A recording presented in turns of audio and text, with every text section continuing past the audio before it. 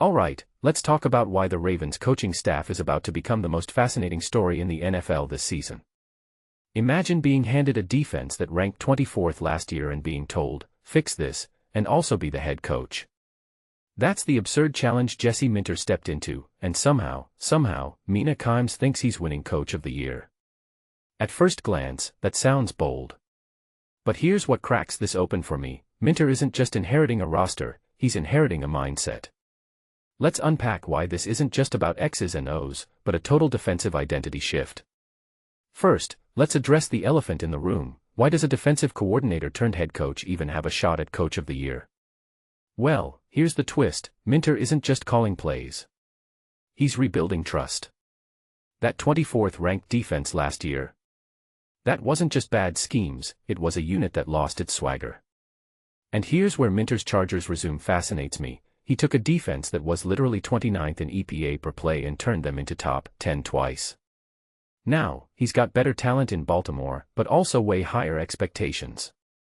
What many people don't realize is that defensive turnarounds aren't just about fixing weaknesses, they're about weaponizing strengths so loudly that weaknesses become irrelevant. That's the tightrope walk here. Now, let's talk Kyle Hamilton. Ben Solak throwing him into the Defensive Player of the Year conversation. On paper, it's a stretch, only 3 safeties have won since 2000. But here's the thing: Hamilton isn't a traditional safety. He's this freak hybrid who lines up everywhere. Personally, I think this gets interesting if the Ravens lean into a gritty, low-scoring identity. Why? Because when you're playing in the box, creating sacks and forced fumbles, you're racking up those highlight reel stats that voters love. Imagine Hamilton finishing the year with 100 tackles, 5 sacks, and 3 INTs, in a year where edge rushers underwhelm. Suddenly, voters have no choice but to notice. But let's be real, for that to happen, the entire defense needs to be in a specific kind of winning groove. Is that realistic? Which brings me to the actual wild card: the interior defensive line. Everyone's hyped about Madubuike's return, but what if he's not 100%? The Ravens are banking on him being an all-pro caliber eraser, but right now, their depth chart looks like a choose-your-own-adventure book with all the wrong options. If Jenkins and Jones aren't locking down the middle, Minter's entire scheme, which relies on dominating the trenches, starts to crumble.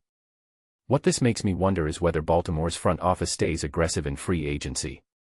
Because if they're staring at a 3-4 start and the interior's still a mess, we could see them making a desperation move. But here's the deeper question: does Minter's dual role as HC/DC give him more leverage to demand roster changes? Or does it spread him too thin? And then there's the offense under Declan Doyle. The guy's basically bringing a Ben Johnson-inspired playbook to Baltimore, which, if you've watched the Lions, means pre-snap chaos. But here's the kicker: this isn't just about copying schemes. It's about finding the line between innovation and confusion. When Doyle says they're testing how far from shore they can get, what he's really saying is, we're seeing how much our players can mentally handle. That's fascinating because it could either catapult the Ravens into modernity or create growing pains that bite them early. Personally, I think Lamar Jackson's intelligence makes this work, but what happens when backups get reps? The risk here is real, but so's the reward. So, circling back, why is Minter my dark horse Coach of the Year pick? Because this isn't just about fixing a defense. It's about orchestrating a cultural reset while navigating injury roulette and implementing a new offensive philosophy.